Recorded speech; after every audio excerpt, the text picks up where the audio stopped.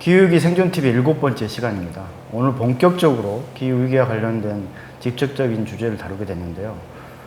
지난 총선 이후에도 많은 관심을 받았지만 기후위기에 대한 공약들이 시민들의 관심을 받았으나 실제로 선거 과정에서는 후보자들이 그와 관련된 공약이나 대책들을 많이 발표하지는 않았습니다. 몇몇 정당이라든가 진보정당을 비롯한 소수 의원들 말고는 기후위기에 대한 구체적인 정책들 발표는 없었습니다만은 이번 5월 달에 우리 정부에서 한국판 뉴딜을 얘기하면서 거기에 한 축으로서 그린 뉴딜이 들어가야 된다는 의견들이 많았고요. 그러면서 수도권, 특히 정치권을 중심으로 그린 뉴딜과 관련된 여러 워크숍과 토론회가 쏟아지고 있는데요. 실제로 타 지역이나 보통의 시민들은 이게 너무 생소합니다. 아주 오래전에 거의 1930년대 미국에서 뉴딜이 있었지만은 이게 우리나라와 어떤 연관성이 있고 우리 시대에 이거를 바로 우리가 받아들일 수 있는 뭔가 우리 생활과 삶을 전체를 한번 다 뒤집어야 된다는 그런 뭔가 공포감으로 다가올 수도 있고요. 뭔가 손에 잡히지 않는 뭔가 신기루 같은 그런 것일 수도 있습니다. 실제로 이런 것에 대해서 많이 고민하는 전문가나 지역의 활동가들도 우리 지역에서 이걸 어떻게 적용을 할 수 있을까 이런 고민들이 많습니다. 그래서 오늘은 전체적인 그린 뉴딜 내용에 대한 소개와 그리고 특히 그 부분에서 가장 중요한 에너지 전환과 관련된 얘기를 좀 깊이 있게 다뤄볼 수 있도록 하겠습니다. 그래서 지난 3월 달에 그린 뉴딜 관련된 책도 발표하셨고요. 정의당 정의정책연구소 그리고 그 전에 새로운 사회 연구소에서 이와 관련된 연구를 오랫동안 해오시고 실제로 활동을 해오신 우리 김병건 선생님을 모셨습니다. 먼저 간단하게 소개 말씀해 주시죠. 네, 반갑습니다. 저는 정의당에 부설되어 있는 정의정책연구소 소장을 맡고 있는 김병건입니다. 그리고 늘 나오시는 분이죠. 모든 주제에 관련해서 우리 기후위기와 관련된 여러 이슈라든가 주제가 많은데 그 관련해서 인문학적인 소견에서 해석하고 말씀해 주시죠. 우리 여기 인문학 공동체라고 말씀해 달라고 그랬는데 인문 독서 공동체 책고집 대표이신 우리 최준영 작가님 모셨습니다. 안녕하세요. 최준영입니다. 자주 뵙습니다. 송구스럽습니다. 제가 특정 분야의 전문가가 아닌데 인문학이 특정 학문이 아니듯이 우리 삶의 모든 문제를 포괄하는 학문이듯이 모든 우리 사회의 이슈나 중요한 문제들에 대해서 인문학적 접근이 필요하겠다라는 생각이 들어서 마다하지 않고 기꺼이 나왔습니다. 오늘 많이 배우는 시간으로 활용하도록 하겠습니다. 예, 그리고 세 번째 분인데요. 우리 최태량 활동가죠. 시민사회 환경활동가고 천주교 네. 환경위원회에서 활동을 하고 네. 계시고 다양한 분야에서 또 활동을 하시는데 특히 오늘은 기후위기 경기 비상행동 네. 어떻게 보면 그린 뉴딜과 가장 직접적으로 뭔가 연관된 활동을 직접적으로 많이 하시는 그런 단체들이 묶여 있는 곳이죠. 거기서 공동 실행위원을 맡고 계신 우리 최태량 활동가 모셨습니다. 네, 반갑습니다. 최태량입니다. 저는 실제적으로 이제 경기도에 그 기후위기 비상행동을 만들기 위한 활동을 하고 있고요. 그다음에 그 아까도 말씀드렸듯이 천주교에서 같이 생태환경위원회에서 활동하고 있습니다. 반갑습니다. 나중에 이따 경기 비상행동에 대한 어떤 간략한 소개도 좀 부탁드릴게요. 알겠습니다. 네, 먼저 그러면은 뭐 자연스럽게 얘기 나누면서 질문도 오가고 되지만 먼저 김병건 선생님한테 그린 뉴딜이 도대체 뭔지 간단하게 얘기할 수 있는 겁니까? 뭐 간단하게 얘기하자면 못할 건 없는데 그린 뉴딜은 그린과 뉴딜 두 단어가 합성된 거지 않습니까? 예. 예. 그린은 우리 옆에 계신 이제 기후위기 활동가님이 열심히 해오셨다시피 지금 이제 기후위기에 대처하자는 굉장히 중요한 화두가 최근에 세계적인 화두가 되고 있습니다. 그리고 그게 과거와 달리 기후위기가 전에만 하더라도 이제 기후변화 이런 클라이밋 체인지 이런 용어를 썼지 않습니까? 근데 아주 최근에 클라이밋 크라이시스, 기후위기라는 개념, 심지어는 이제 일부에서는 기후비상사태라는 개념을 쓸 만큼 이 상황이 예전 같지 않게 굉장히 긴박해졌다. 이제 이렇게 말씀드릴 수 있는데 이거를 어떤 식으로든지 막아야 된다. 이제 이런 이슈가 하나 생긴 거고요. 그리고 이제 또 하나 우리한테 낯설지 않은 게 불평등이 심각하다. 이 얘기는 우리가 한 이제 10수년 정도 되지 않았습니까? 그래서 모든 정책가라든지 이제 정치하시는 분들이 포용적 성장해야 된다, 불평등 줄여야 된다, 이제 이런 이제 말씀들 많이 하셨는데 제대로 줄지 않고 있습니다. 그래서 차제 이 기후 위기와 불평등을 묶어서 한꺼번에 해결할 수 있는 방법이 없냐? 이제 이거에 대한 고민들이 있었던 것 같고, 그걸 한꺼번에 해결하기 위한 일종의 정책 패키지, 정책 묶음으로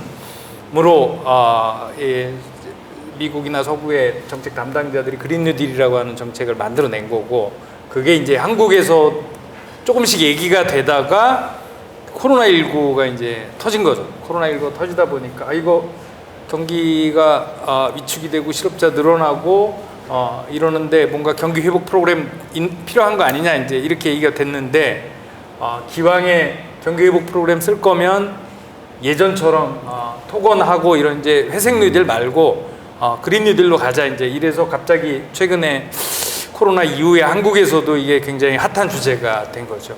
그렇게 본다면 기후 위기를 막기 위한 뭐 정책 묶음들, 그리고 거기에 경기 회복을 하기 위한 정책 묶음들이 하나로 엮인 게 그린 뉴딜이다, 뭐 이렇게 간단하게는 이렇게 포괄적으로 그렇게 예. 말씀하시는 거죠.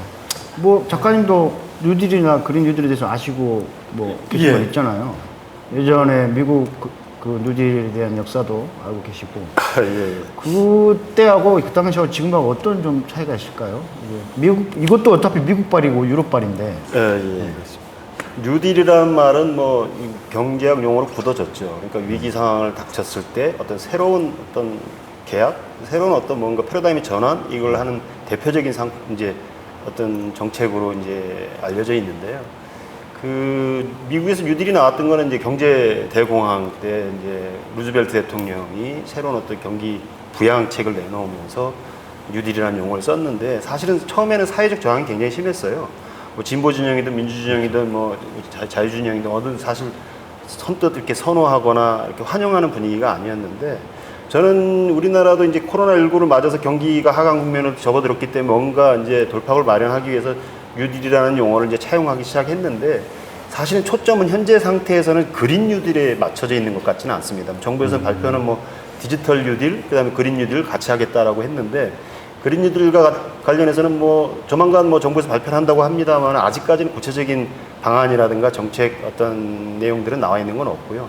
단지 저는 이제 그래서 뉴딜이라는 걸 좀 뉴딜이라는 걸 좀 보면은 그런 여러 가지 그 저항이 있었고 반발이 있었는데도 불구하고 뉴딜이 미국에 성공을 하고 또 그리고 어떤 미국의 어떤 경제를 일으키는 데 큰 기여를 했지 않습니까? 그 주요한 요인 중에 하나가, 그러니까 그 대국민 홍보를 잘했던 것 같아요. 근데 우리가 역대 어떤 대통령 때 나왔던 얘기이기 때문에 용어가 익숙할 텐데요. 이제 소위 말해서 루즈벨트 대통령이 그때 당시에 이제 한 미디어였던 라디오를 이용해서 국민과의 대화를 지속적으로 했죠. 그러니까 사실 새로운 용어가 나오면 일반 일선에 있는 국민들은 사실 그 용어가 생소하고 어려서 잘 모르거든요. 근데 아침마다 대통령의 목소리를 통해서 앞으로 어떤 변화를 일으킬 건지, 어떤 정책을 정부에서 펼 건지, 이런 것들을 상세하게 설명을 하니까 일단 대통령이라고 하는 신뢰할 수 있는 사람이 얘기하는 것에 대해서 사람들이 따르기 시작하고, 그러면서 점점 어떤 그런 것이 어떤 나름대로의 어떤 정서적 인프라를 구축했다 할까요? 이러면서 성공 기조를 가게 된 것 같은데,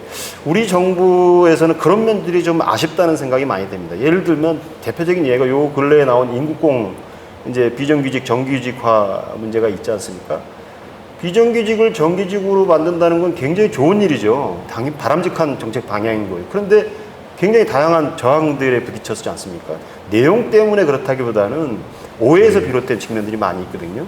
우리나라의 노동인구의 700만이 넘는 비정규직이 있는데, 그중에서 고작 2,000명도 안 되는 비정규직을 정규직으로 한 걸 가지고 국민적 저항이 생겼다? 언론에서 프레임을 그렇게 짠 것도 있겠지만, 저는 근본적인 문제는 뭐냐면 그것이 사회적 소통이 없이 갑자기 이루어졌다는 거죠.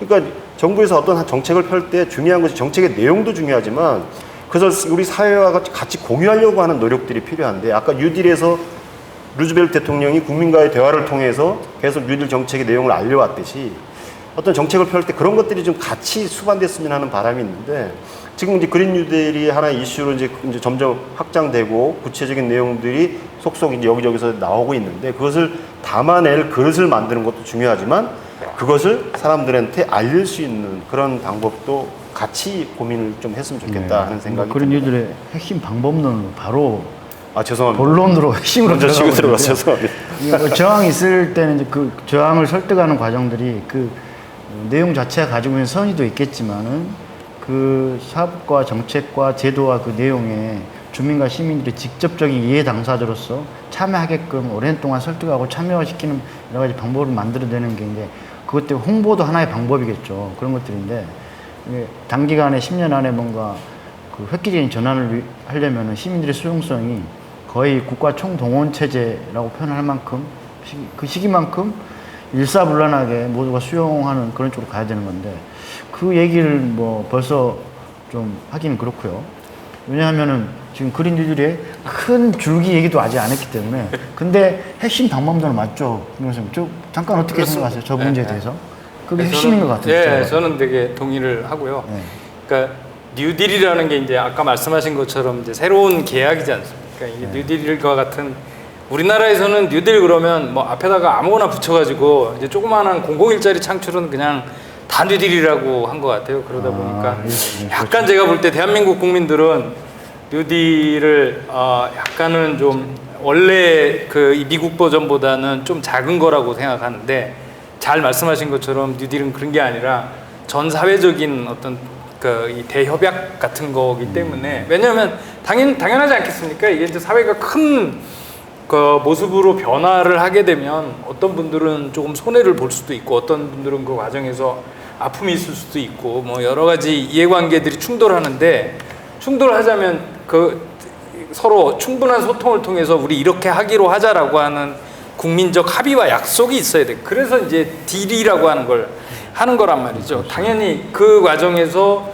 국민적인 동의와 합의가 되지 않으면 이 뉴딜이라고 하는 큰 전환이 오히려 국가적인 새로운 미래를 향한 전환이라기보다는 이 내부적인 갈등이라든지 여러 가지 충돌로 끝날 가능성이 상당히 높거든요. 그런 의미에서는 이 소통과 그걸 통한 사회적 합의 과정을 리더들이 어떻게 이끌어내느냐 하는 게 핵심 중에 핵심이죠. 네, 알겠습니다.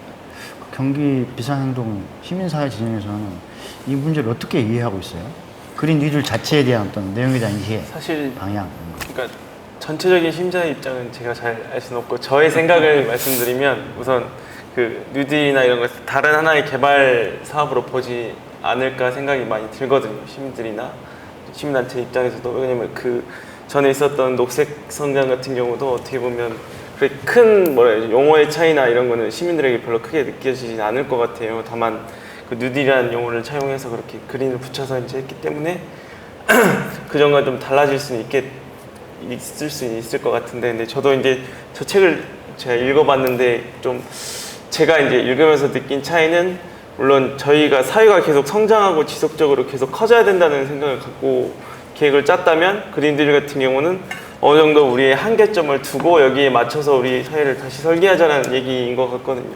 이제 이런 부분은 조금 다른 부분일 수 있겠다라는 생각이 많이 들었어요. 그래서 이제 이런 것들을 잘 선생님이 아까 얘기하셨던 것처럼 시민들이나 저희도 사실 뭐 단체에 계시는 분들도 개념에 대해서는 아직 다 익숙하지는 않거든요. 그래서 이제 그런 부분 좀 이렇게 잘 설명도 되고 이야기가 좀 되고 사회적 논의가 좀 저희 같은 경우는 좀 길게 오래 했으면 좋겠어요. 이렇게 단순간에 이렇게 딱딱딱 해서 이제 언제까지 우리 이야기합시다가 아니라 될 때까지 한번 해보는 장도 만들어보고 약간 이런 식으로 좀 정책도 설계가 되면 좋지 않을까 이런 생각이 들고. 이것도 핵심인데요. 시간이 길게 없는데 어떻게 해요? 마냥 길 수가 없거든요. 네, 그렇긴 하죠. 예. 압축적으로 네. 효과적으로 뭔가를 해야 되는 건데 네. 그 부분에서 예를 들면 그동안 많은 거를 이렇게 외쳐왔던 시민사회 진영도 뭔가 구체적인 노력이 좀 더 필요할 것 같아요. 그런 부분에서. 그럼 선생님 말씀 중에 아까 뭐 녹색 성장 얘기를 했는데 그 이명박 정권 네. 때였죠. 그 우스갯소리로 그런 얘기를 많이 하지 않습니까? 녹색 성장을 통해서 이룬 거는 녹조 라떼만 성장시켰다. 예. 산업을 성장시키거나 일자리를 창출한 게 아니라 4대강 한다고 파헤치면서 녹조 라떼라 그러죠. 그것만 성장시킨 결과가 됐다. 그러니까 사실은 환경이라는 게 정책하고 결합되고 산업하고 결합됐을 때 얼마나 시너지를 내고 그 효과를 발휘할지에 대해서 우리 국민들 사이에서는 사실은 좀 부정적인 생각들을 많이 갖게 된 것 같아요. 녹색 성장이라는 것이 사실 특별한 사람들의 이익을 복무했던 산업으로 전락해버렸기 때문에 그린 뉴딜이 그렇게 돼서는 안 되겠죠. 그렇기 때문에 더더욱 정책적으로 다양한 어떤 가능성들을 이제 고민을 해야 되는데 핵심은 아까 우리 김 박사님 말씀하셨던 것처럼 불평등이라고 하는 것에 맞춰야 된다고 생각합니다. 그린 그러니까 뭐지 이건 환경 문제에 국한된 거다라고 보는 게 아니라 우리가 그 새로운 신재생 에너지라든가 이런 것들을 통해서 뭐 탄소 배출량은 줄일 수 있을지 모르겠지만 그런 기술적인 문제에 국한된 게 아니라 이 그린 뉴딜을 통해서 우리들의 삶의 내용을 어떻게 바꿔낼 것인가. 여기에 포인트를 맞춰야 되고 우리의 삶의 내용이라는 게 뭐냐 지금 굉장히 불평등이 고착화돼 있고 또 어떤 그 산업 현장의 어떤 정규직 비정규직 문제뿐만 아니라 굉장히 다양한 문제들이 노정돼 있지 않습니까? 그런 것들을 그린 뉴딜 정책 안으로 다 끌어모아서 우리의 삶을 어떻게 변화시킬 것인가 그리고 지구의 환경과 우리의 삶이 얼마나 밀접한지를 사람들에게 어떻게 제대로 인식할 것인가 이런 것들을 담론화해야 되기 때문에 굉장히 큰 덩어리의 주제거든요. 그래서 그렇죠. 이런 프로그램뿐만 아니라 다양한 논의들이 진행되고 활기차게 진행되고 또 언론에서도 이걸 주요한 의제로 좀 다뤄주고 그래서 이 논의들이 계속 발전할 수 있도록 우리 사회의 어떤 제 분야에서 이 관심을 가져줘야 되겠다는 생각이 좀 듭니다. 일단 논의가 활발하지는 않은 것 같아요. 예, 현재 그런 것 같아요. 국회를 중심으로 한 예. 몇몇 기존의 뭐 진보나 보수 정치권에서 관심 있는 그룹하고 또 시민사회 진영에서 정치권 들어갔던 일명 선수 출신들 몇 사람들이 주관해서 여러 이야기 공간을 만드는데 그거는 서울이나 수도권에 국한되어 있고 여러 지역에서 지금 활발하게 그린 뉴딜이 무엇인지 알아보는 시간은 거의 없어요. 그냥 스피커가 한정되어 있다는 거죠. 오늘 아마 그런 것 때문에라도 책고집이 아마 지속적으로 이 주제를 다루고 경기도에서도 뭐 안 하면 시민사회가 도의회라든가 각 지자체 의회에 제안해서 그런 이야기 마당을 많이 만들면 좋을 것 같아요. 그러면은 본격적으로 이제 일단 큰 틀에서 우리가 그린 뉴딜을 얘기했잖아요. 앞으로 이제 뭐 구체적으로 더 얘기를 하겠습니다만은 대전제가 뭔가요, 선생님? 그린 뉴딜 방금 불평등 해소 우리 작가님 말씀해 주셨는데 이게 뭐 기후위기 대응과 불평등 해소 뭐가 먼저고 뭐가 선후고 이런 차원이 아니라 결국은 어찌됐든 그린 뉴딜이 대전제가 있을 거 아닙니까? 네, 있죠. 네. 그러니까 2028년에 아까 말씀하셨던 것처럼 이제 그린 뉴딜이 지금 새롭게 나온 건 아닙니다. 그러니까 10여 년 전에도 나왔는데 2008년에 글로벌 금융위기 때마다 나오는 거죠. 근데 이제 그 그린 뉴딜이 나왔고 아마도 그 당시에 이명박 정부가 이제 해외에서 그런 논의되는 걸 차용해서 한국에서 녹색 성장이라는 이름으로 했던 것 같은데 이제 그러다가 2년 전에 다시 전 세계적인 정책의 화두가 된 거거든요. 그래서 그렇긴 한데 그 2008년하고 지금 이게 굉장히 다른 게 있습니다. 큰 사건이 있었죠. 하나가 이제 2015년에 파리에서 194개 나라들이 온난화 방지에 대한 합의를 했고 그거보다 어쩌면 더 지금 그린 뉴딜에 영향을 미쳤던 것 중에 하나가 2년 전에 9월 달에 대한민국 송도에서 유엔 이 기후변화 국가 간 협의체에서 되게 중요한 보고서를 발표합니다. 그러니까 1.5도 특별 보고서로 알려져 있는 발표인데 이 요약을 하면 그겁니다. 그러니까 뭐냐면 우리가 이전까지만 해도 지구온도가 산업혁명 이전에 비해서 2도가 넘으면 안 된다 이렇게 생각했는데 그거 가지고 부족하고 1.5도가 넘으면 안 된다. 근데 이미 1도는 넘었고 이제 10년마다 현재 추세대로 가면은 거의 0.2도씩 올라가는데 그러면 2040년대에 가면 이미 1.5도가 넘을 가능성이 상당히 높다 이제 이렇게 본 겁니다. 그러면 지금부터 열심히 하면 되지 않겠냐? 그런데 이미 지금 배출한 탄소가 2040년쯤 돼서 0.2도로 올리는 거거든요. 그래서 이제 일부에서는 이미 늦었다 이런 이제 말씀하시는 분들도 계시곤 한데 어쨌든 유엔은 그런 평가를 하면서 뭐라고 얘기를 했냐면 10년 안에 그러니까 2030년 되죠. 10년 안에 지금 인류가 배출하는 이산화탄소를 절반으로 줄이지 않으면 1.5도 넘어가는 걸 막을 수 없다. 이제 이게 핵심 메시지였습니다. 1.5도로 못 막게 되면 대표적인 게 어떤 게 있을까요? 해수면이 상승해서 약 1억 명 가까운 이주민이 발생한다든지 뭐 이제 이런 일들이 연속적으로 생겨나고 2도가 넘으면 그거보다 훨씬 더 감당 불가능한 이 자연 변화나 극단 기후들이 생겨서 그거가 그 이전으로 되돌아가지 못하는 마치 용수철을 확 느려가지고 회복이 안 되는 수준까지 지구 갈 수 있다. 자연 회복력 자체가 네, 무너져 버리기 네, 네. 때문에 연쇄 반응이 일어난다는 네, 거죠. 그런 이유 때문에 1.5도로 막는 게 맞다. 근데 기회가 얼마 안 남았고 10년 안에 인류가 배출하는 탄소량을 연간 단위로 절반 정도로 줄여야 된다.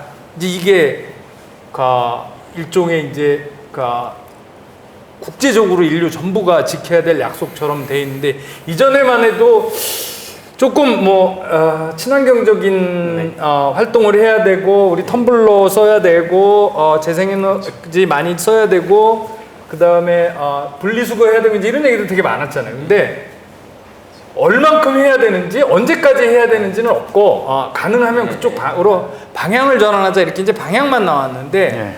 이번에는 방향이 아니라 시한이 정해져 버린 겁니다.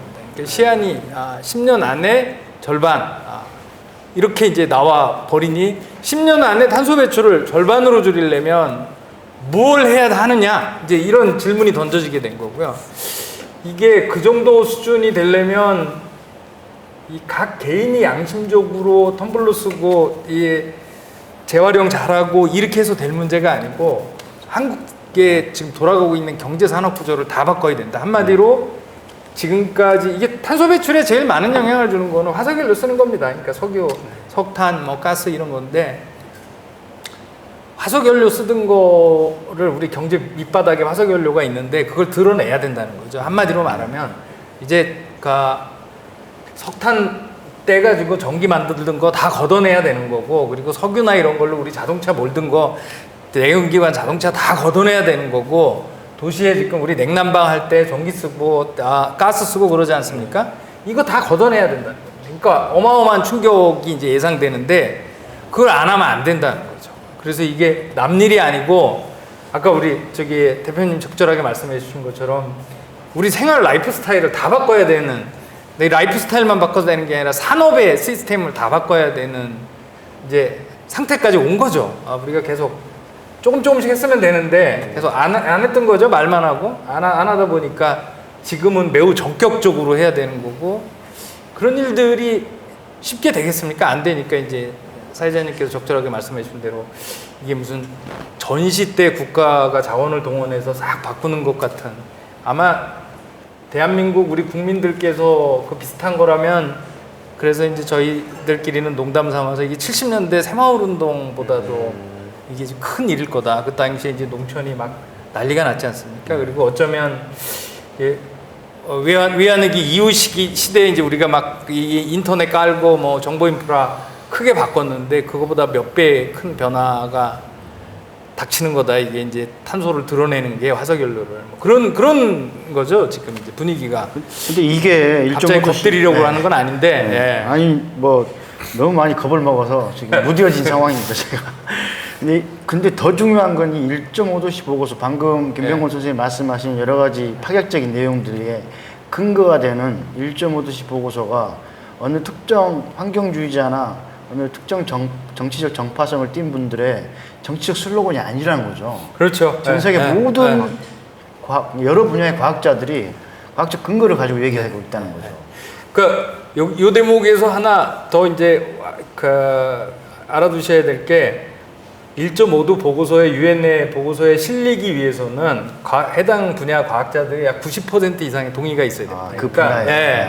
근데 일부 과학자분들은 이미 틀렸다. 더 위험하다 상황이. 이렇게 주장하시는 분도 있는데 꽤 되는데 반대가 아니라 근데 물론 이제 반대도 있고. 근데 지금 유엔이 발표했던 것보다 훨씬 심각하다. 예를 들어서 지금 상태면 지금 이제 그린란드나 이쪽에 동토가 녹을 확률이 굉장히 높고 거기서 녹으면 그 밑에 잠겨 있었던 이제 메탄가스가 있는데 메탄가스가 이산화탄소보다 그 온난화에 한 30배 정도 영향을 더 준다고 한다는 겁니다. 그러니까 그 강도가 센 거죠. 그리고 조금만 나와도 문제되고 엄청나게 많은 게 풀려 나오면 우리가 석탄 떼가지고 이 탄소 배출을 안 해도 그냥 자가 발전하면서 되게 위험한 상황으로 갈 수도 있다. 이런 걸 주장하시는 분도 있습니다. 근데 그게 이제 90% 정도의 지지를 얻지 않고 있기 때문에 아직은 실리지 않은 거라서 일단은 제가 볼 때는 1.5도 보고서의 내용은 대체로 그냥 신뢰하셔도 되는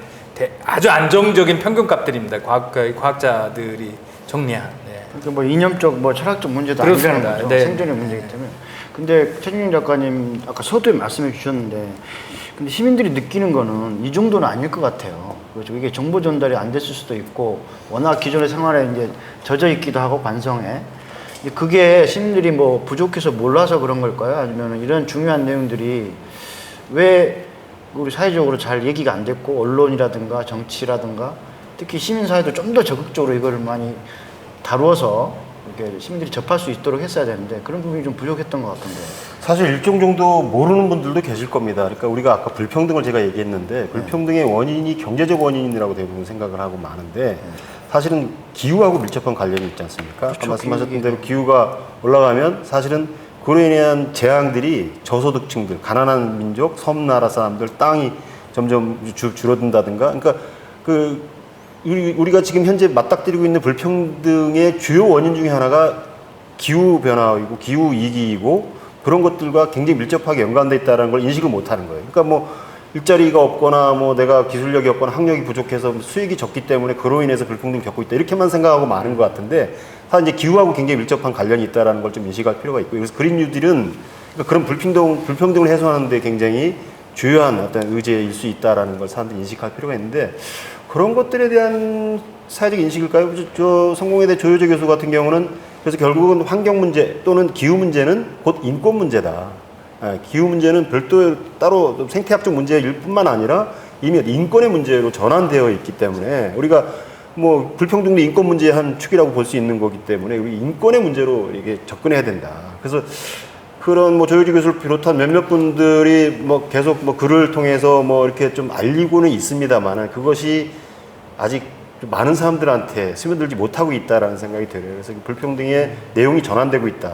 이런 것들을 좀 이해할 필요가 있고요. 경각심을 가지고 기후 문제를 바라봐야 될 것이고 그것을 하기 위해서 정부가 정책적 뒷받침을 해줘야 되는데 사실은 저는 여기서 또 조금 비관적인 생각이 좀 드는 게 뭐냐면 지금 이제 문재인 정권이 이제 이제 임기의 반을 넘어가고 있는 시점이란 말입니다. 그 와중에 지금 뉴딜, 그린 뉴딜을 포함한 뉴딜, 디지털 뉴딜 하고 있는데 향후 뭐 5년간 뭐 70 몇 조에서 100조 원으로 늘려서 지금 정책을 하겠다고 하는데 그것이 과연 힘을 받을 수 있을지 또 그 내용 구성을 어떻게 할 건지 또 정책적 뒷받침이 제대로 될지 지금 우리 사회에서 뭐 기본소득 관련된 문제만 해도 뭐 경제부처하고 뭐 굉장히 좀 갈등이 있고 그렇지 않습니까? 그래서 그렇죠. 이런 거에 대한 조금 염려들이 좀 있습니다. 그러나 우리가 이런 논의들을 계속해서 좀 다른 방향을 가도록 노력을 해야 됩니다. 바로 직전에 기재부가 전 국민 코로나 위기 관련해서 대치했었죠.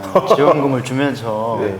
기재부가 보였던 그런 행태들을 태도를 보면은 네.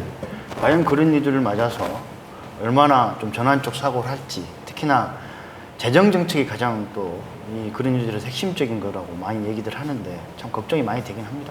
그런 면에서 그분 국회의원을 뭐 한쪽으로 막 몰아서 많이 뽑아놓기도 했습니다만은 시민사회가 좀 힘을 발휘해야 되지 않을까요? 그래서 이런 생존 TV도 만들고 합니다만은 창구가 너무 작아요, 실제로. 얘기하는 사람 부르고 작고 분야가. 조효재 교수님 아까 최진영 작가님 말씀하셨지만 다양한 분야의 전문가분들이 자기 분야의 어떤 전문 지식을 그린 뉴딜 또 기후 위기랑 연결해서 재해석해서 뭔가 발언을 해주고 이게 모여서 전체 사회적 인식이 바뀌는 건데 이 창구가 이게 발언대가 너무 작은 거예요. 그리고 얘기하는 사람만 하고 그런 것에 대해서 어떻게 경기 비상행동에서 뭔가 문제의식 같은 거 안 느끼시나요? 반성하라고 한 말이 아니고 뭔가 같이 좀 잘 만들어보자 이랬으면 좋겠는데 그런 내부 문제의식이 있었을 것 같은데 시민사회단체도 이제 안에서 이제 그런 노력도 하고 있고 이제 사실 이사님이 얘기하셨던 것처럼 그 지금 현재 사회에서 시민사회가 맡고 있는 부분에 있어서 그런 발언대가 너무 작은 현실이라고 생각해요. 코로나 때문에 대면 못하고 이제 뭐 기자회견, 워크숍, 토론회 못한다고 그런 거잖아요. 그럼 계속 못하면 또 뭔가 다른 방법을 타개내야 되는데 하여튼 저도 걱정입니다. 어쨌든. 그래서 이제 제가 그린 뉴딜 이거 이제 같이 고민하면서 다른 분야 분들하고 얘기를 해봤어요. 예를 들어서 이제 우리 이제 기후나 환경 하시는 분들이 이제 복지 분야 분들하고 잘 안 노시거든요. 예, 그렇죠. 근데 그 복지 분야의 진보적인 전문가하고 놀이를 하는데 그 친구는 이제 미래에 대한 고민이 심각하게 있는데 그게 이제 기후 위기가 아니고 국민연금. 그러니까 요즘 같은 엄청난 저출산 고령화가 대한민국이 이제 그게 심각하다고들 얘기하잖아요. 그게 계속되면 향후에 2050년 경쯤 되면 국민연금이 고갈된다 뭐 이런 얘기 우리 이제 신문 많이 접했지 않습니까? 네. 그러다 보니까 이제 이 친구는 이 저출산 고령화가 이후에 사회보장의 적립금을 댈 사람들이 점점점 줄고 받을 사람은 늘어서 2050년에 우리나라의 사회 안전망 체제가 붕괴되면 어떻게 되냐, 어떡하냐 이제 여기에 대한 고민은 무지 많은 거예요. 근데 그 친구뿐만 아니라 사실은 이거는 30년 뒤의 일인데 아직 오지 않은 일인데도 불구하고 대한민국 사람들 꽤 많이 고민하시고 언론에도 적지 않게 나와서 저출산 고령화로 인한 한국 사회의 위기가 있다 이거에 대해서 부정하시는 분이 없어요. 아니, 네, 부정하시는 분이 대부분 인정하시잖아요.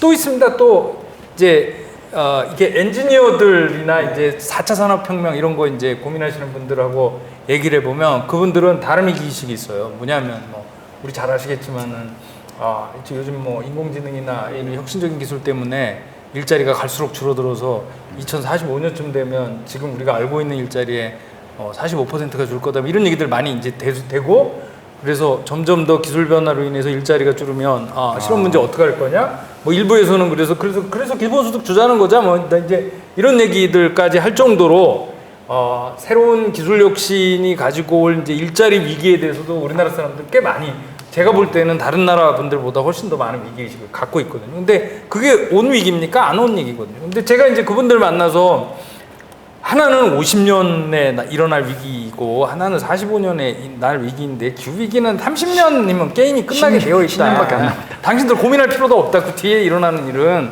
그렇게들 이제 말씀을 드려요. 들으면 되게 당황스러워 하시죠. 나 이거 왜 고민했을까? 이제 이러면서. 근데 그걸 보면 우리 국민들이 미래에 일어날 위기라고 그래서 위기의식을 못 느끼는 게 아니라고 저는 생각하거든요.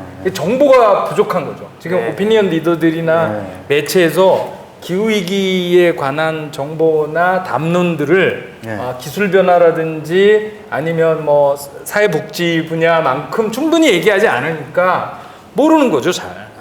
아까 제가 말씀드렸지 않습니까? 그 유명한 1.5도 보고서가 대한민국 인천 송도 땅에서 결정이 되고 발표가 됐는데 막상 대한민국 사람들은 아는 사람들이 거의 없더라 이거잖아요. 그렇죠. 예. 역사상 가장 중요한 회의라고 유행했어요. 예. 근데 그걸 보도해주는 언론도 없고 자기 나라에서 했는데도 불구하고 뭐 이런 형편이라서 저는 좀 이제 여론을 만드시는 분들이나 매체나 정치인 분들이나 이런 이제 분들이 책임 있는 분들께서 기후위기를 조금 더 지금 조금 이제 저도 걱정입니다만 이제 정치적으로 약간 좀 소비되는 게 아닌가 걱정은 있습니다만 자꾸 하시면 저는 국민들께서 충분히 공감하시고 납득하시고 그거를 대처하기 위한 행동을 하실 수 있다 이렇게 생각하는 편입니다 사실. 그게 근데 저는 마케팅적 차원에서 보면요. 그런 이슈들을 사람들한테 이제 알리는 방법으로 이게 사실 AI 아까 좀 전에 말씀하셨습니다만은 이제 3차 특이점이 온다. 30년 이내에 인공지능이 인간의 지능을 능가하는 어쩌면 인간을 지배하는 사회가 올지 모른다. 그거 처음에 얘기 나왔을 때 사람들 별로 관심 없었거든요. 근데 알파고하고 이세돌하고 바둑 한 번 두고 나서 인공지능이 확 퍼졌어요. 그래서 인공지능에 대해서 모르는 이제 어린아이들도 다 알고 관심을 갖게 되고 연구하고 또 그것이 사회적 활발한 발언들이 터져 나오고 그러면서 지금 이제 AI 문제는 제가 여기서 인문독서 공동체니까 인문학 강의를 연중 진행하는데요. 전혀 뜻밖에도 시인이거나 소설가이거나 전혀 그 미래 산업이나 이런 거 관련 없는 그런 인문학 강의를 하는 분들을 강의 속에 정말 한 분도 예외 없이 AI를 언급하더라고요. 인문학 강의를 들으러 왔는데 인문학 강의 내용 중에 반드시 AI가 거론이 되는 거예요. 기후 위기는 그러니까 전문가일 수도 있고 주소 들은 얘기일 수도 있지만 어찌됐건 인공지능이라는 건 이 범용성을 획득한 단어가 돼버린 거예요. 그러니까 제가 말씀드리고 싶은 게 그러니까 그렇다고 뭐 우리가 알파고하고 이세돌 바둑 같은 그런 이벤트를 기획할 수 있을지 모르겠지만 뭔가 사람들 입에 그러니까 그린 뉴딜 또는 뭐 기후 위기 뭐 1.5도, 뭐 탄소 배출량 절반을 줄이는 거 이런 것들이 상시적으로 생활 속에서 거론되는 뭔가 그런 기획이 필요할 것 같아요. 그러니까 그것은 아주 수준 높은 기획도 중요하지만 이 대중들의 인식 속에 들어가도록 해주는 그런 어떤 범용적 이슈로 누구나 아는 이슈로 만드는 그 노력도 한편 좀 기울여야 되지 않을까. 저는 이제 동의를 하는 게 네, 맞아요. 사실은 제가 지금 뭐 그린 뉴딜 얘기를 하고 있습니다만 이게 제가 만들어낸 것이 아닐 뿐만 아니라 이제 서구에서도 유명한 정책가나 정치인들이 만들어낸 게 아니라 이게 사실 되게 우연치 않게 2년 전이죠. 이제 2년 전 8월, 그러니까 딱 2년쯤 된 거네요. 8월에 스웨덴의 고등학생이 학교 안 가고 우리 식으로 말하면 국회의사당 앞에서 농성을 한 거잖아요. 금요일마다. 그렇죠, 네. 기후위기 심각한데 당신들 뭐 하냐. 우리라면 사실 깜짝 놀랄 얘기죠. 우리는 전 세계에서 그나마 스웨덴이 그런 대처를, 생태나 이런 대처를 제일 잘하고 있다고 생각하는데 그 스웨덴의 고등학생이 스웨덴 국회의사당 앞에서 당신들 뭐 하냐고 따지고 물었던 걸 혼자 했던 거죠. 그때는 혼자 시위를 금요일 날 말하자면 등고 거부 시위를 한 건데 그게 6개월 만에 뭐 전 세계에서 100만 그 다음에 1년 만에 뭐 몇백만 명이 참여하는 시위로 확대된 게 지금 이 그린 뉴딜을 촉발시키는 첫 번째 계기였고, 두 번째 계기는 그것도 2년 전인데 그보다 한 몇 달 늦게 미국에서 뉴욕주에서 20대 히스패닉 계열의 여성이 이제 민주당의 넘버 4 하원 의원 이 경선자를 물리치고 우리 식으로 말하면 국회의원이 된 거 아닙니까? 하원 의원이 되는 그게 이제 오카시오 코르테즈라는 의원이었고 그 의원이 사실은 몇 개월 뒤에 결의안의 형태로 그린 뉴딜 결의안을 미국 하원에 제출하면서 지금 이제 우리가 얘기하는 그린 뉴딜이 전 세계적으로 떠들썩하게 된 거거든요. 그 20대의 여성 국회의원이 없었으면 어쩌면 우리가 지금 그린 뉴딜을 얘기하지 않을지도 모릅니다. 물론 그 배경에는 이제 기후위기와 그린 뉴딜을 하자는 활동가들도 꽤 있었고 이 분야에 대해서 문제의식과 각성을 가진 정치인들도 꽤 있었지만 이게 이제 일반인들에게 전달됐는데 결정적인 영향을 줬던 거는 그 두 사람이 되게 큰 영향을 준 거죠. 사실은 그런 계기가 있었기 때문에 급격하게 확대된 게 아닌가 이렇게 싶고 한국에서도 뭐 좀 그런 국제적 계기인데 국내적 계기가 좀 이제 있어요. 그런 게 없으니까. 말씀 중에 굉장히 핵심적인 얘기가 담겨 있는 것 같아요. 그러니까 스웨덴의 18세 소녀가 등교 거부를 하면서 기후위기에 대해서 시위를 하면서 이제 기후위기에 대해서 사람들의 관심을 촉발시켰지 않습니까? 네. 아까 말씀 중에 비교적 기후위기에 대처를 잘하고 있는 나라라고 대표되는 스웨덴에서 그런 시위가 벌어졌다. 이게 굉장히 핵심적인 게 뭐냐면 기후위기에 국가적으로 대처를 잘한다는 것은 기술적인 문제로 잘하는 게 아니라 그만큼 어린 아이들에게서부터 교육이 철저하게 이루어졌다는 거예요. 기후위기의 중요성이 각인됐던 거죠. 그 아이의 인식 속에 민감하게. 그러니까 어떤 교육적 인프라가 구축이 돼 있는 거죠. 기후위기와 관련된. 그러니까 그 아이의 생각이 곧 행동으로 움직여지는 계기가 된 거라는 생각이 들거든요. 그래서 아까 좀 전에 뭐 이런 기후위기에 관련된 위기의식을 사람들이 좀 인식할 필요가 있다라고 하는 교육도 굉장히 중요한 역할을 담지해야 된다. 그러니까 우리 김 박사님 같은 분이 이제 적극적으로 학교 현장에도 가서 선생님들도 좀 많이 만나시고 이렇게 하셔야 되는 거 아닌가. 거기서 제가 조금 구체적으로 그런 생각이 좀 정치적 들었어요. 발언을 말씀드리면 실제로 10년 안에 10년 동안 지금 우리 초등학교 고학년부터 중학생들이 계속 유권자가 돼가는 과정이거든요. 그러면서 실제로 가장 갓 태어난 아이들은 아니지만은 가장 기후위기 상황이 왔을 때 또는 그런 기후위기를 극복해야 되는 여러 부담감들, 사회적 부담감들을 온몸으로 그리고 본인의 어떤 노동으로 사회생활로 떠안고 가야 될 세대고 그렇기 때문에 굉장히 좀 민감할 것 같아요. 저는 그런 측면에서 지금 시점에서 그 대상에게는 대상이 아니죠. 본인들이 직접 당사자죠. 그렇죠. 학생들에 대한 뭔가 또 차원이 다른 교육이 좀 필요하지 않을까 그런 생각이 들어요, 실제로.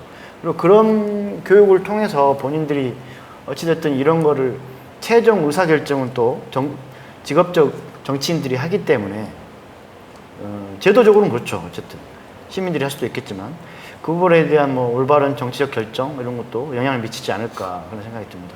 그러면은 좀 분야로 좀 들어가 볼까요? 네. 어차피 포괄적으로 우리가 기후위기 대전제를 그린 뉴딜의 대전제를 얘기했는데 그거는 기후위기라는 거고 그리고 우리가 단순히 어떤 상황이 환경이 조금 나빠지니까 견디면서 극복할 수 있는 상황이 아니라 인류 전체 생존과 맞물려 있는 문제이기 때문에 안 할 수 없는 과제다. 그게 대전제이다. 그것도 시한부 10년 안에 어떤 구체적인 수치적인 목표를 달성해야 된다. 이렇게 말씀을 해주셨는데 그러면은 그 핵심적인 것들이 탄소 기반의 사회 경제 시스템을 걷어내야 된다고 그러는데 이 걷어낸다는 의미가 10년이란 기간 동안 가능할까요? 기후위기가 위기가 되는 이유는 기후는 오랜 동안 천천히 자연 환경이 적응할 수 있게 생명이 적응할 수 있게 변화를 해야만 그게 위기가 아니고 자연스러운 기후 변화가 되는데 일시의 짧은 기간에 기후가 폭발적으로 많이 변하기 때문에 이게 지구 시스템이 적응을 못하고 또 균형을 잃는 문제가 있거든요. 그러면은 아무리 선이고 이 방향으로 가야 되지만 10년 안에 그걸 어떻게 할 수 있을까요? 탄소 기반. 네. 그래서 에너지 분야에서 100% 재생에너지를 10년 안에 달성을 좀 해보자 이렇게 핵심적인 걸로 사실은 알고 있는데 이제 이 글로벌 전망 기관들이나 이 관련 기관들은 이제 2030년보다 더 긴 사이클을 가지고 보죠. 그러니까 2050년까지 탄소 배출 순제로, 그러니까 탄소를 대기 중에 배출할 수는 있는데 나무나 이제 이런 자연익을 흡수해서 결국은 0을 만들어야 된다. 이제 그 정도 지구가 흡수할 수 있는 수준만큼만 배출해라. 이제 이런 정도인데 문제는 2050년까지 거기에 도달하려면 10년 안에 절반으로 못 떨어뜨리면 그 뒤에 제로로 못 간다는 거죠. 그래서 이제 한 30년 동안 해야 될 일이긴 합니다. 이제 한 30년 동안 해야 될 일이긴 한데 아까 잠깐 말씀드렸지만은 이게 30년 동안에 지금 이제 저희가 한 7억 톤 정도 배출하지 않습니까? 저희 나라가 한 해에. 근데 한 3억 5천 톤으로 줄여야 된다는 소리죠. 그러니까 근데 그게 이제 뭘 뜻하냐면 올해 한국 경제가 이 코로나 때문에 약 한 2% 정도 역성장할 걸로 내다보고 있고 국제 에너지 기구는 이제 올해 코로나 덕분에 뭐 진짜는 어떻게 될지 모르겠지만은 탄소 배출이 전 지구적으로 마이너스 8% 정도 줄어들 거라고 보고 있습니다. 근데 10년 동안 절반이 줄어들려면 누적적으로 매년 한 7% 마이너스씩, 그러니까 지난해보다 올해 마이너스 7%가 돼야 되고 거기에 다시 마이너스 7%를 내년에 해야 되고 그렇게 누적적으로 쭉 하면 10년 뒤에 이제 3억 5천 톤이 되는 거죠. 그러면 우리가 아무것도 안 하고 그 탄소 배출을 그렇게 쭉쭉쭉 줄여가려면 아까 말씀하신 것처럼 최민규 작가님 말씀하신 거하고 똑같네요. 네, 코로나를 10년 동안 팬데믹. 네, 코로나를 올해 이제 한 번 맞은 거잖아요. 네. 맞은 게 회복되기 전에 한 번 더 맞는 식으로 10년을 누적적으로 맞아야 그렇게 되는 거거든요, 사실은. 근데 그 효과를 정책적으로 끄집어낼 수 있다고 지금 판단하고 그렇죠. 근데 얘기하는 거죠. 그냥 하면 그냥 우리가 되고요. 아무것도 안 하고 우리의 고통으로 고통을 감수하면서 탄소 배출을 줄이는 게 그렇게 어려운 거죠. 말씀하신 대로 엄청 어려운 겁니다. 사실 우리가 한 해 코로나 이렇게 맞아도 지금 전 국가적으로 난리가 났는데 그걸 누적적으로 10번 맞는다는 게 말이 되겠습니까? 불가능한 일이죠.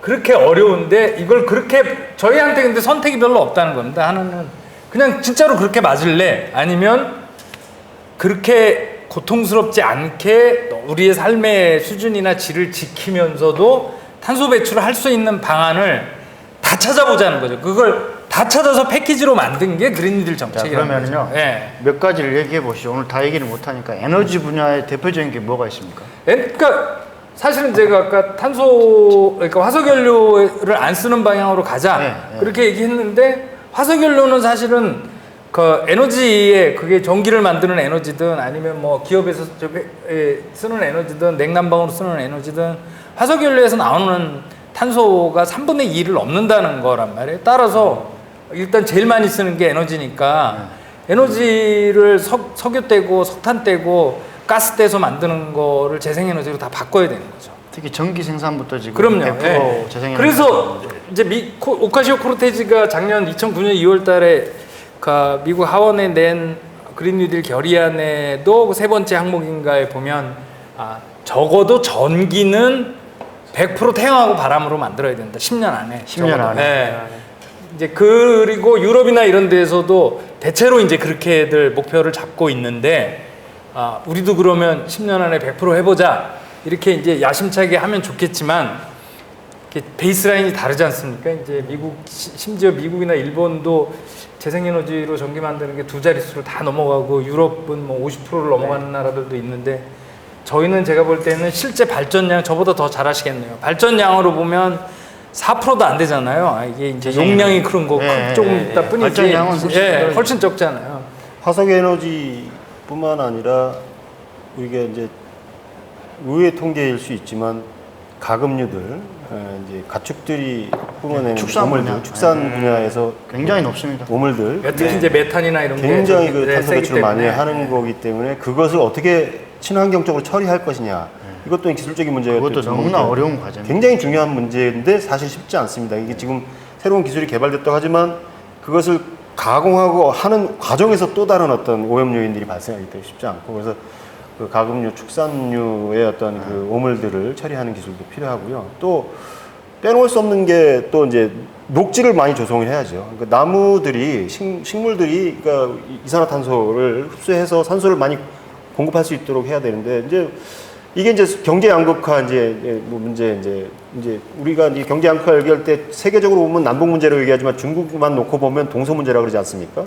중국의 어떤 서쪽의 그 사막화, 우리나라는 직접적으로 타격을 입죠. 뭐 황사라든가 뭐 미세먼지라든가 이런 게 이제 중국 쪽으로 오는 경우들이 많이 있는데 거기가 점점 이제 녹지 환경이 점점 줄어들고 사막화되고 있단 말이죠. 얼마 전 뉴스를 보니까 시베리아에서 폭염이 와서 네, 시베리아 하면 38도 뭐, 예. 시베리아 하면 우리는 엄청 혹한을 생각하는 곳인데 옛날에 뭐 러시아의 니콜라 1세인가요? 그 러시아가 세계에서 한 번도 완전히 정복당하지 않은 이유는 우리나라에 두 명의 장군이 있기 때문이다. 1월 장군과 2월 장군이 있기 때문이다. 그 이제 겨울을 자랑했던 건데 그 시베리아 또 러시아의 어떤 그 동장군들이 지키고 있었는데 그것도 깨지는 것 같아요. 이제 기후 위기 상황에서 그런 것도 녹지 환경과 관련이 돼 있고 또 이제 뭐 극지의 어떤 빙하 녹는 거, 해수면 온도 올라가는 거 이런 것들이 다 이제 연결이 되는 부분이기 때문에 그러니까 화석 에너지를 쓰지 않는 것, 그 다음에 어떤 그 오물들, 축산 분야에서 어떤 그런 것들을 처리하는 기술 개발, 그 다음에 나무를 많이 심자. 이거는 저희 옛날에는 식목일 뭐 옛날 육림의 날 뭐 이런 걸로 해갖고 나무도 많이 심건데 요즘 그런 캠페인도 많이 좀 줄어든 것 같고요. 그래서 그런 것들도 다시 좀 이렇게 캠페인성으로 좀 할 필요가 있을 것 같고요. 우리나라만의 문제는 아니지만 세계적으로 녹지 환경을 많이 개선하기 위한 노력들도 필요할 것 같고 아마존 가고 지구의 허파라고는 아마존이 지금 개발돼서 지금 많이 망가지고 있지 않습니까? 그래서 그런 것도 우리가 좀 공동으로 의제를 참여할 필요가 있고 다각적인 노력이 돼도 사실은 절반으로 지른다는 거라든가 이런 네, 것이 굉장히 않습니다. 쉽지 않은 네. 문제인 거는 분명한 사실이죠. 아니 뭐 수원시가 속해 있는 경기 남부권 이렇게 과밀화되어 있는 도시들이 일대가 전부 태안하고 당진 석탄 화력에서 생산하는 전기를 다 쓰고 있거든요. 그렇습니다. 그러니까 이 큰 도시들이 10년 안에 그 전력을 재생에너지로 돌려야 된다는 거니까 우리가 상식적으로 그게 가능해? 이렇게 접근을 하는 게 어떻게 보면 일반적일 수 있는 거죠. 근데 그걸 해야 된다라고 우리는 구체적으로 과학적으로 근거를 가지고 얘기하고 있기 때문에 정말 막연할 수는 있어요. 그럼 에너지 분야, 전력 생산 분야에서 그렇게 가는데 뭐 혹시 걸림돌이라든가 아까 말했던 시민들이 어떤 그 기존에 해왔던 그 생활 패턴도 있고 그리고 역으로 또 뭔가 이 선의를 가지고 재생에너지 시설을 많이 하다 보면은 오히려 이게 개인적이나 그 지역에 국한된 환경에서는 그런 시설이 들어옴으로써 뭔가 환경이 또 생활 환경에 저해가 되는 이렇게 주민들의 어떤 민원들도 많은데 이런 것들을 좀 해결하는 방법들을 좀 고민을 해야 되지 않을까요? 일단은 저희는 이제 한국이 워낙 현재 이 재생에너지로 전기를 만들어내는 수준이 낮아서 100%는 워낙 불가능할 낮죠. 거다. 그래서 100%는 안 돼도 한 50% 가깝게는 해야 되는 거 아니냐 이제 이런 게 정부가 저희도 주장이고요. 2030년까지 목표가 20%죠. 예, 그거의 2배는 넘어야 된다 적어도 이제 정부가 빨리 방향을 바꿔서 그 목표를 최소한 곱하기 2는 넘어야 되지 않겠냐 이제 하는 건데요. 일단은 이제 좋은 소식과 나쁜 소식이 있죠. 좋은 소식은 기술이 10년 전과 달라진 거잖아요. 지금 뭐 배터리 기술도 저장 장치로 배터리 기술도 약 한 85% 이상 다운이 됐습니다. 네, 그리고 가격이 엄청 다운됐어요. 앞으로 10년 안에 또 한 절반 이상 다운이 될 거라고 보면 저는 굉장히 우호적인 환경이 될 거라고 보고 지금 태양광 패널 가격도 80% 이상 지금 다운이 됐지 않습니까? 그리고 이것도 마찬가지로 지금 계속 다운이 되고 풍력도 한 60, 70% 정도 다운이 된 상태라서 기술적으로는 가능하다. 이제 이런 게 이제 보편적인 생각입니다. 다만 한국은 이제 이게 국토가 좁기 때문에 이제 중국이나 일본을 연결하는 이제 슈퍼그리드가 작동이 돼야 조금 더 안정화. 유럽은 이게 다 연결이 돼 있잖아요. 그래서 이제 바람이 안 부는 지역도 있고 부는 지역도 있고 태양이 뜨는 지역 안 뜨는 지역에 상관없이 이제 어느 정도 평화화 될 텐데 그런 걸 제외하면 기술적으로 가능하다는 점에서는 전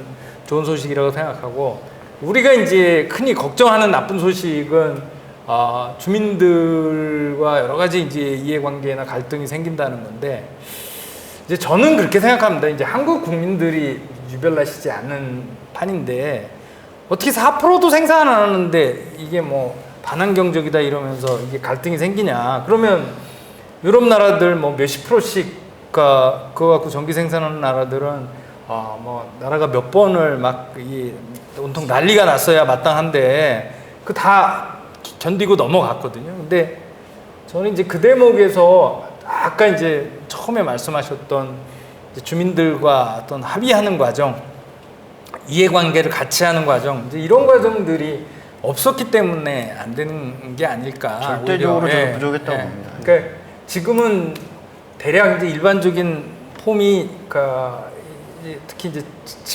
지역으로 내려갈수록 거기 이제 땅 주인이신 분들과 이제 업자 하시는 분들이 이렇게 이 논의만 되면 대충 그냥 산 밀어가지고 막 한다든지 별로 안 좋은 경관이나 이런 거 제대로 환경평가 안 되는데 그냥 난개발 형식으로 한다든지 주민들은 자고 일어나 보면 마땅치 않은 게 이제 본인의 이해관계도 없이 그러니 반길 수가 없겠죠 사실은. 그게 반기는 게 이상한 거죠. 근데 그 과정에서 이제 지분 참여가 됐든 이익 참여가 됐든 이제 주민들의 실제로 이해관계를 같이 만들어내고 또 그 공론화하는 과정을 거치고 이게 조금 뭐 불편하더라도 이제 그런 과정들을 마땅히 거쳐야 되는 게 이제 마구 생략되다 보니까 그렇게 된 거라고 생각하고 그 대목에서 이제 최초의 얘기가 나왔던 이게 소통이나 공론화나 합의 과정 뭐 이런 게 필수적으로 따라야만 하는 되게 거죠. 그런 의제가 나올 때는 행정이나 그 제도 정치권에서도 시민사회한테 손을 내밀죠. 같이 좀 해달라. 중재를 하거나 저는 이렇게. 역할을 해야 된다고 보는데 와 이게 만만치 않아요. 준비가 돼 있어도 어려운데 예전처럼 뭐 몇 번 무슨 기획된 행동을 한다고 되는 게 아니고 훨씬 전략적으로 움직여야 되기 때문에 어떻게 그런 뭐 최진영 작가님도 뭐 하실 말씀 있을 것 같고 우리 채트랑 활동가 제가 생각해 그런 분쟁이 있을 때 국가가 해야 될 건 약간 중재의 역할이라고 보거든요. 나서서 이제 민과 사를 이렇게 중재시켜준 일을 해야 된다고 생각하는데 지금 현재 행정 같은 경우는 되게 피하는 경우가 많은 것 같아요. 주민 민원이다 뭐 이런 식으로 해서 이제 뭐 실제로 하지 않거나 만들고 이렇게 노력이나 이런 걸 잘 안 하는 것 같아요. 그래서 그런 부분에 있어서는 조금 더 저희 측에서 이렇게 중재를 좀 해달라고는 요청이나 정책도 좀 만드는 좀 입장이 좀 필요하지 않을까 싶어요. 그래서 이제 저도 보면 이제 에너지 문제나 보통 보면 다 그러니까 주민들이랑 그 회사들이랑 싸우는 경우가 되게 많잖아요. 그리고 뭐 주민들 동의를 받았다고 하는데 사실 받은 적도 없고 그러면서 이제 이미 다 넘어간 상태고 이러니 계속 그러니까 에너지뿐만 아니라 다른 모든 분야에서도 약간 개발과 관련돼서는 약간 비슷한 형식으로 계속 진행이 왔었는데 이런 거는 조금 더 국가가 더 나서서 약간 중재도 좀 해주고 그런 역할을 좀 취해야 되지 않을까라는 생각이 들거든요. 네, 그래서 이를테면 이제 덴마크가 풍력의 나라로 이제 알려졌고 뭐 세계 최대 풍력 업체도 있고 한데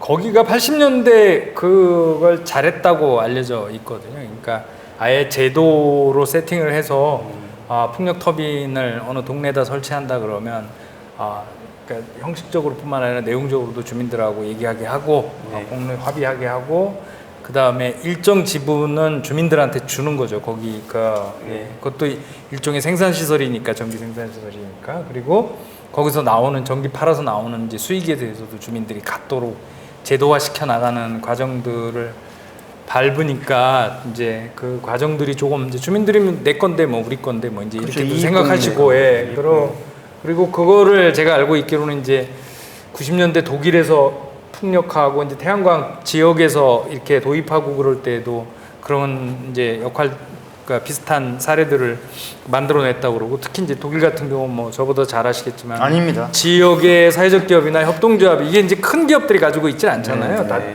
그 동네 기업들이 그런 것들을 이제 설치하고 운영하고 관리하는 역할들을 하다 보니까 이게 이제 낯설지 않고 이제 이래서 그게 잘 조절되는데, 저는 그런 사례들을 좀 늦었지만, 우리가 좀 늦었지만 그걸 피해갈 수는 없을 것 같아요. 이게 왜냐하면 무슨 화력 발전소라든지 원자력 발전소는 특정한 동네에 이제 기가 단위급으로 하나 딱 세우고 마는 거기 때문에 그 동네에 국한돼 가지고 주민들하고 합의 과정을 뭐 어렵더라도 거치면 되는데, 태양하고 바람은, 풍력은 뭐 전국 곳곳에 다 깔아야 되는 거기 때문에 대한민국 전 국민들하고 사실 실질적인 이게 공감과 합의 과정을 해야 되거든요. 이게 그렇게 피해갈 수 있는 게 아닌 것 같아요, 제가. 자연스럽게 사실은 그러면 이제 산업적인 문제에서 검토를 해볼 필요가 있는데, 지금 뭐 그러니까 에너지 생산 방식을 바꾸자는 거 아닙니까? 그동안 화석 에너지에 의존했던 화석 연료에 의존했던 것을 다른 방식으로 이제 친환경적인 방식으로 이제 전기를 생산하자라는 거 하는 건데, 저는 그것이 근본적인 문제라면 또 현실적인 문제도 있는 게 뭐냐면, 그러니까 그 유럽 사례를 얘기했습니다만은 거기는 민간 사회적 기업이라든가 협동조합이라든가 민간인들이 전기를 생산하고 소비하는 주체로 뭐 제가 알기로는 반 이상 그렇게 차지하고 있다고 알고 있는데, 우리는 정부의 공기업인 한전이 독점하고 있지 않습니까? 전기를 생산, 유통, 판매 모든 걸 독점하고 있는데, 거기서 이제 왜곡된 현상들이 일어나기 시작합니다. 산업용 전기에 대해서는 현저하게 싼 가격에 공급을 해주고, 가정용은 뭐 제대로 값을 받으려고 노력하고, 그래서 이제 전기 뭐 여름철을 되면 또 이제 뭐 절전해야 된다는 얘기 나오면서 뭐 예비 전력 위기 이런 것도 나오고 그러는데, 그런 어떤 그 전기 산업 관련된 그 산업도 좀 변화가 필요하다. 그러니까 한전의 독점 체제가 좋은 의미에서 다양화될 필요가 있다. 한전이라는 지금은 뭐 정부기관이 아니라 공공기관, 공기업으로 이제 전환을 했습니다만은, 해마다 보면 한전은 엄살을 펴요. 뭐 적자를 몇천억을 봤다 어쩌다 그러는데, 사실은 그게 눈 가리고 아웅하는 거거든요. 그러니까 그 자회사인 전기회사에서 소비를 이제 전기를 이제 공급하게 해주고, 이익은 자회사가 보게 하고 자기네 본사는 적자 났다 이런 식으로 해서 국민들 눈을 속이는 거거든요. 사실은 그런 것들이 사실 누구나 아는데도 거론하지 않아요. 또 거기에 그 뭐 이해관계가 얽혀 있는 언론들은 또 그걸 거론하지 않고 이런 문제가 있는데, 그래서 전기의 생산의 어떤 구조를 변경해야 되는 것과 마찬가지로 전기를 생산한 전기를 어떤 방식으로 우리가 쓸 것인가의 문제도 한번 좀 들여다봐야 할 문제가 아닐까라는 생각이 듭니다. 네.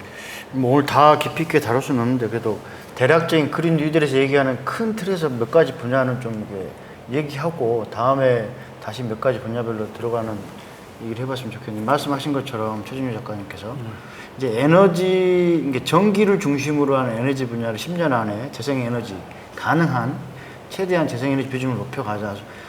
정부 목표가 2030년 20%지만은 뭐 전 세계적으로는 100%까지 가야 된다, 80, 90% 정도는 달성해야 된다고 말하지만, 우리나라는 현실적으로 어려움이 있는 거죠. 네. 경기도는 30% 목표죠. 2030. 네, 그렇죠. 40% 정도까지 끌어올리려면은 굉장히 어려운 목표기는 하죠. 그러려면 이제 시민들의 수용성, 그 민원의 어떤 민원을 저항으로 받아들인 게 아니라 이익 공유라든가 이런 다양한 이해관계를 직접적인 이해 당사자로 이렇게 만들어내서 실질적인 이익을 볼 수 있게 만들어 가는 방법이 중요할 것 같고요. 최진유 작가님 말씀하셨지만, 에너지란 문제가 전기를 생산하는 분야에만 국한된 문제가 아니잖아요.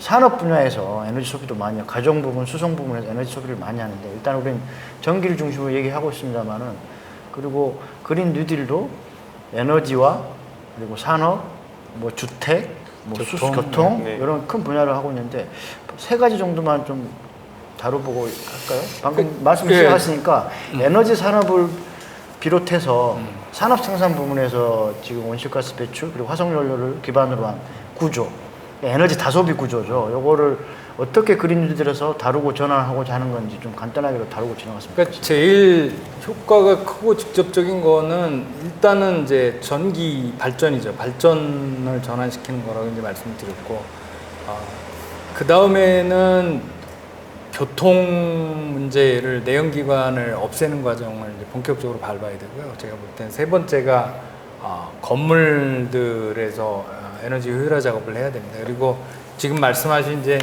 산업에서 이 에너지 문제나 이 탄소 배출 문제를 어떻게 해결할 거냐. 이제 특히 그 탄소 배출을 제일 많이 하는 기준으로 보면 철강, 제철, 철강, 그리고 석유화학, 그리고 이제 시멘트 이 세 개가 제일 이슈가 된다고 알려져 있거든요. 근데 불행하게도 한국이 또 이쪽에 또 비중이 제일 지금 제철 산업, 그 다음에 석유화학 산업, 5대 산업입니다. 시멘트 산업, 뭐 요게 지금 이제 1, 2, 3등으로 대한민국도 꽤 많아서, 그러니까 이제 쉽지가 않습니다. 사실 이 부분은 제가 볼 때는 이제 이 프로세스 과정에서 에너지 효율을 얼마나 더 높이 달성할 거냐, 그리고 이 원료를 쓸 거냐, 뭐 석유부터 시작해서, 그리고 쓴다고 하면 이거에 이 순환 경제, 이 사이클들을 뭐 지금 고철들은 꽤 많이 재사용이 됩니다만, 이제 특히 고철 말고 지금 이제 플라스틱하고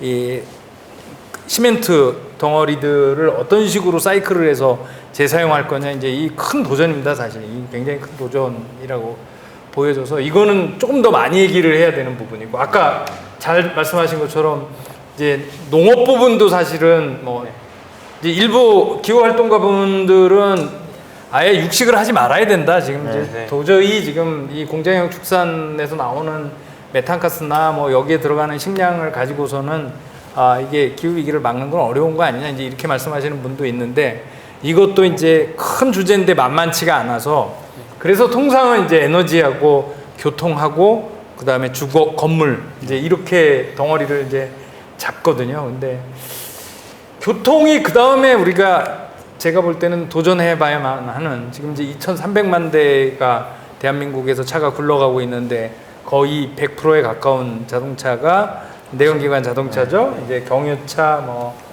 가솔린 차인데, 이거를 얼마나 빠른 속도로, 첫째는 줄여야죠. 이 자동차 숫자를 계속 늘려가면서 다른 방법은 없습니다. 이게 자동차 안 타도 되는 사회를 만들어야 되는 거고, 두 번째는 그럼 이제 걸으라는 소리냐? 걷는 거 플러스 자전거를 이제 서구 같은 경우에 꽤 많이 활용하지 않습니까? 그러니까 이른바 이제 이 에너지를 안 쓰는 비클을 이제 더 많이 쓰게 만들어야 되는 거죠. 지금 이제 서울 같은 경우도 뭐 따릉이나 이런 것들을 이제 계속 보급하고 있는 상황입니다.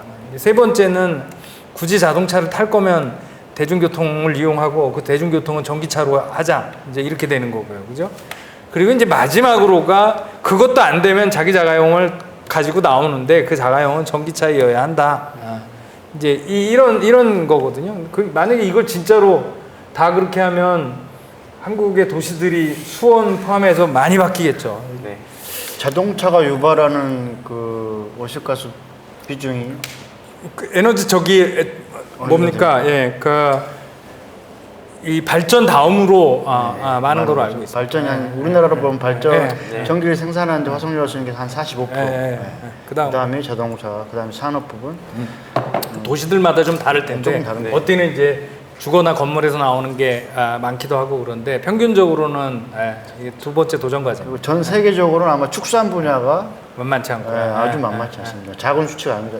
정확한 수치는 또 찾아봐야 되는데 상당합니다. 아까 말씀하신 것처럼. 거기에 우리나라에서 예를 들면은 뭐 열대 밀림이라는 밀고 우리가 생산하지 않지 않느냐 그러는데 엄청나게 수입을 하잖아요. 엄청나게 기여하고 있는 거죠. 그거 되게 중요한. 우리 국민들께서 이 탄소 배출 그러면 중국이 제일 문제다, 이제 이렇게 얘들 얘기하잖아요. 실제로 생산 기준으로는 중국이 압도적으로 많은 배출을 하는데, 이제 최근에 유럽에서 좀 생각이 바뀌고 있습니다. 뭐냐면 치사하게 생산 기준을 하지 말자 말씀하신 것처럼, 독일 같은 경우는 경제 성장을 하면서도 탄소 배출이 줄어들고 있거든요. 우리는 둘 다 늘어나지만, 근데 독일 시민들이 그렇게 얘기하는 거죠. 아니 뭐 그 탄소 배출 많이 나는 공장들 다 뜯어다가 중국에 갖다 앉혀놓고 그거 사서 쓰면서 네, 무슨 소용이냐 이제 이래서 생산 기준으로 하지 말고 소비 기준으로 중국에서 자동차를 탄소 배출 왕창 해가지고 만들었지만 중국으로 계산하지 말고 그거 독일에서 수입했으면 독일에서 배출한 걸로 계산해야 된다. 이제 이렇게 이게 맞는 것 같아요. 네. 그때도. 농산물도 마찬가지. 네, 그러면 중국이 1등이 아닙니다. 이건 미국이 1등, 유럽이 2등 뭐 이런 식으로 나가는 거죠. 그게 저는 훨씬 더 예. 같아요. 거기에 더 플러스 시켜서 원론적인 얘기입니다만은 사실은 지금 지구 환경을 해치는데 현격한 공을 세웠다는 표현이 역설적인 표현인데요. 산업혁명 했던 유럽 선진 국가들 아닙니까? 그렇죠. 뭐, 네, 미국, 맞습니다. 그런 나라들이 해친 이 환경을 해친 것에 대한 비용을 제대로 지불했느냐? 사실은 이제 후발 국가들은 억울한 거죠. 자기들이 뭐 이미 환경은 다 오염된 속에서 자기들은 뒤늦게 뛰어들었는데 지금 일률적으로 똑같이 적용해서 하자라고 하는 건 문제가 있는 거다. 이런 뭐 많이 나온 얘기입니다만은 그러니까 어찌됐건 이게 이제 국가적 이익의 차원의 문제가 아니라 이제 지구라는 전체를 놓고 서로 양보할 것은 양보하고 또 서로가 자기가 할 수 있는 것들을 좀 최대한 확장시키려는 노력들을 해야 되지 않겠나라는 생각이 듭니다. 그러니까 사실은 그게 국가 간 문제로 이제 우리는 많이 비교하는데 개인 간 문제로도 비교가 됩니다. 이게 예를 들어서 지금 제가 알고 있기로는 대한민국 국민 평균이 한 13톤 1년에 13톤 좀 넘는 거로 제가 알고 있는데 이러지만 저기 아프리카의 나라들의 국민들은 1년에 3톤도 배출 안 하거든요. 그러니까 이게 통계적으로 개인의 총합을 계산해 보면 세계 인구의 10%가 탄소 배출의 절반 가깝게 차지한다는 거예요. 그러니까 이게 무슨 마치 되게 불평등한 데이터하고 비슷하잖아요. 그래놓고 이걸 n분의 1로 우리 모두 책임이니까 인류가 다 책임지니까 우리 모두 텀블러 쓰고 모두 분리수거하자 이러면은 얘기가 좀 곤란하다는 거죠. 이제 그 많은 분들이 아까 이제 국가 간 비교가 개인한테도 그렇게 되는 거고 사실은 대한민국 안에서도 저는 배출 책임이 동일하지 않다. 이제 훨씬 더 많은 소비를 하시는 분들은 그에 더 많은 책임을 져야 되는 거고 그렇지 않은 분들은 사실은 그에 합당한 수준에서 책임을 지는 거지 5천만 국민이 n분의 1로 다 같이 대처하자 이제 이런 식으로 얘기되는 건 어쩌면 곤란할지도 모르는 거죠. 윤은상 위원장님은 육류를 굉장히 즐기시는 걸로 알고 있는데 탄소 아니죠. 저는 뭐 많이 하시는 음주 자리가 없으면 거의 고기를 잘 안 먹습니다. 음주를 매일 하시잖아요. 아니 확 줄여가지고 일주일에 한 번. 이런 공개적인 자리에서 디스하시면은 서로 좋을 게 없을 텐데요. 근데 저는 이제 핵심적인 게 또 하나 남았는데 뭐 얘기하려면 한도 끝도 없겠습니다. 오늘은 기본적으로 쭉 한번 훑고 지나가는 시간으로 봤을 때 과연 이런 급격한 전환을 하려면은 뭐 되게 사람들은 시스템하고 그리고 제도하고 정책이나 이런 것이 주어지는 관성이 나쁜 것만은 아니거든요.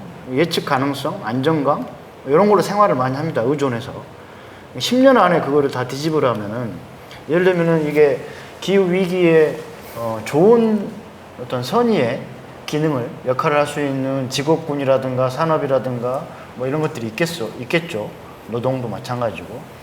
대체로 이제 화석연료 기반이기 때문에 많은 부분에서 전환이 필요한 건데 예를 들면은 그 어떤 자동차 생산 회사가 바로 전기차로 전환하면은 전환하는 게 아주 뭐 쉽지는 않겠지만은 아예 그 직종이 회사가 망해버리고 없어질 수도 있는 직업도 있는 것이어서 만약에 이게 전환을 하겠다 그러면 이건 뭐 그냥 고용보험 하나 정도가 좀 안 되고 사회적 안전망, 복지 시스템이 엄청나게 튼튼해야 그래 우리가 꼭 필요해서 몇 년 안에 이렇게 대전환을 해야 된다라는 나는 뭐 그걸 위해서 내가 기존에 가지고 있던 직업을 전환할 수 있는 뭐 교육이라든가 그 교육 받는 동안에 어떤 생계의 대책을 국가가 해준다라면 뭐 나 그거 수용하겠다 이런 게 되는 거잖아요. 뭐 복지 부분에서 뭔가 우리 정부가 아직 발표는 안 했습니다만은 어느 정도 우리가 준비를 해야지 그 아까 우리 최준영 대표님께서 말씀하신 홍보하고 설득한다고 되는 게 아니거든요. 나 이것을 받아들여도 내 가족들이 불안하지 않고 내 미래가 불안하지 않다고 생각할 수 있어야지 지금 수용성이 높아지는 건데 그런 부분에서 복지 정책도 굉장히 중요할 것 같은데. 물론이죠. 그러니까 아까 이게 뉴딜의 큰 축의 핵심 중에 하나는 사실 복지인데, 그러니까 우리는 루즈벨트 뉴딜 그러면 테네시강에 엄청난 경기 부흥 일자리 만든 것만 생각이 나는데, 사실은 이제 그거는 루즈벨트 뉴딜에 뉴딜이 1기가 있었고 2기가 있었거든요. 그러니까 33년에서 35년까지 1기 동안에 한 거고 2기 동안에 상당히 다른 걸 했습니다. 그러니까 예를 들어서 와그너법이라는 노동관계법을 새로 만들었는데 거기서 처음으로 미국 역사에서 노동자들의 노동조합 결성을 하고 사용자들이 방해하지 못하는 걸 법제화시킵니다. 그러니까 그것도 처음 만들어졌고 최저임금법이 만들어진 것도 그때고 8시간 노동제를 제도화한 것도 그때고 사회보장제도라는 게 미국에서 법으로 처음 만들어진 게 1936년도 뉴딜 때입니다. 그러니까 지금 우리 4대 보험 있지 않습니까? 뭐 산재, 국민연금, 고용보험 이런 게 36년에 만들어집니다. 그때 의료보험 만들라고 했으나 제가 알고 있기로는 이제 의사들의 반대로 4대 보험 중에서 의료보험만 못 만들고 다 만들었습니다.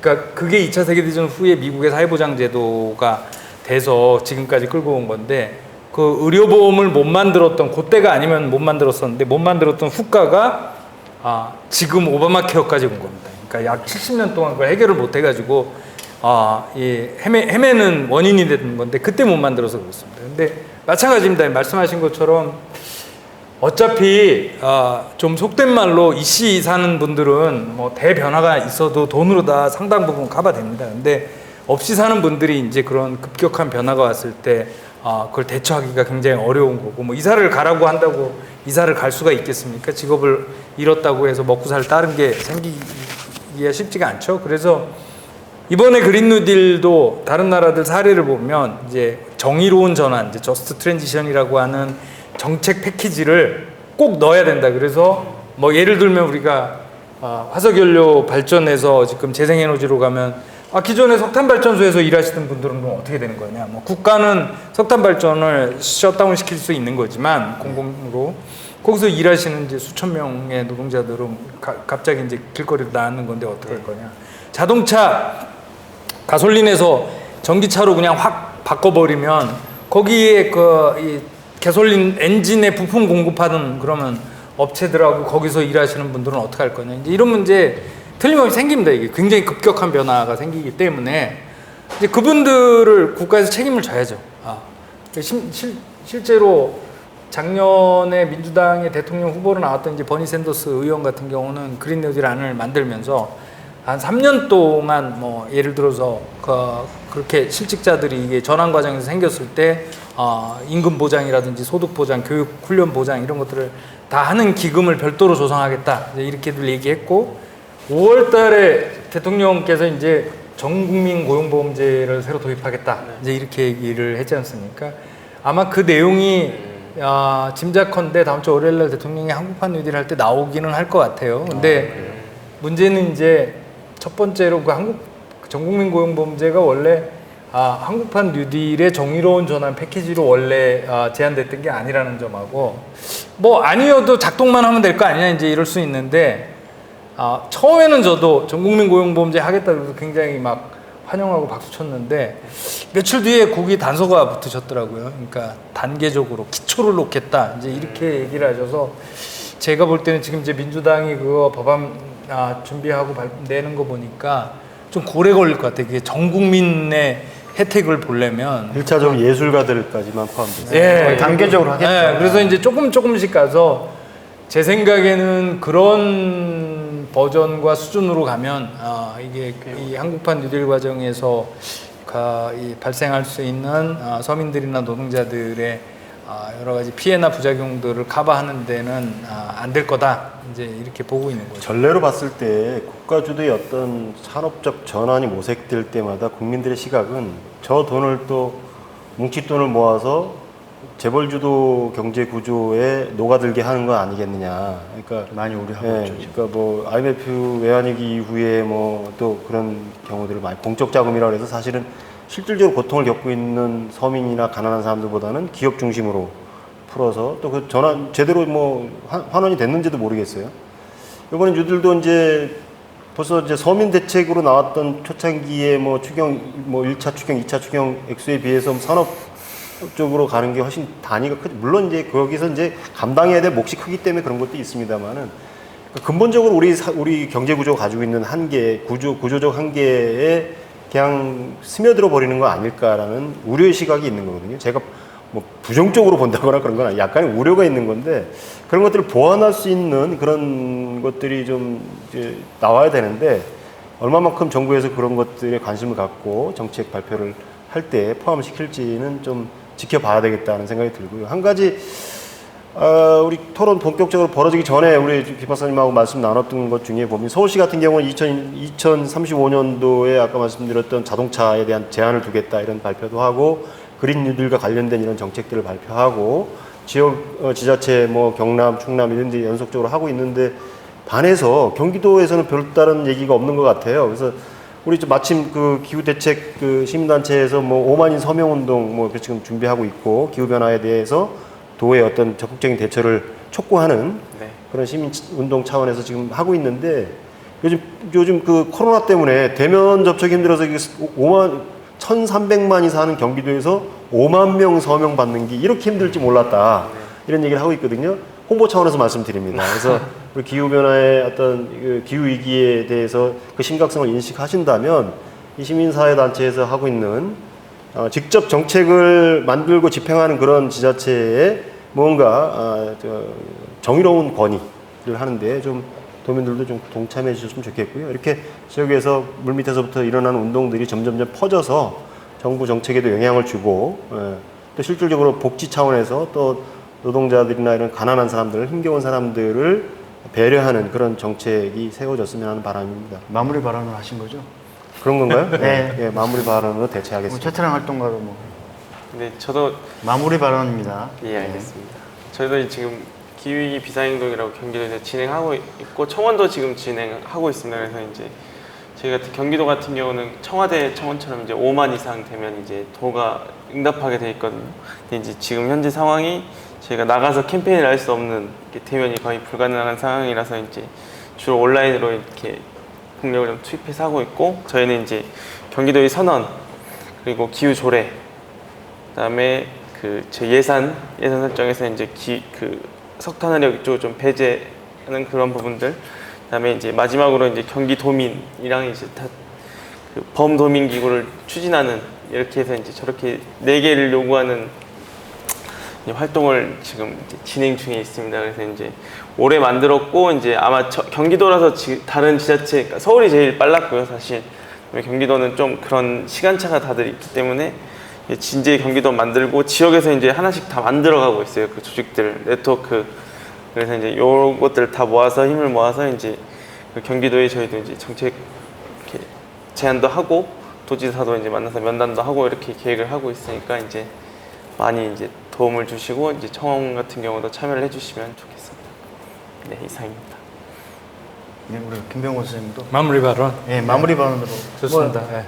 그 경기도에 왔으니까 경기도 얘기로 마무리 발언을 하는 게 좋을 것 같은데 저는 아직까지는 이제 중앙정부의 한국판 뉴딜의 이 하위 메뉴로 되어 있는 그린 뉴딜이 이명박 정부의 녹색 성장과 다른 점을 좀 모르겠습니다.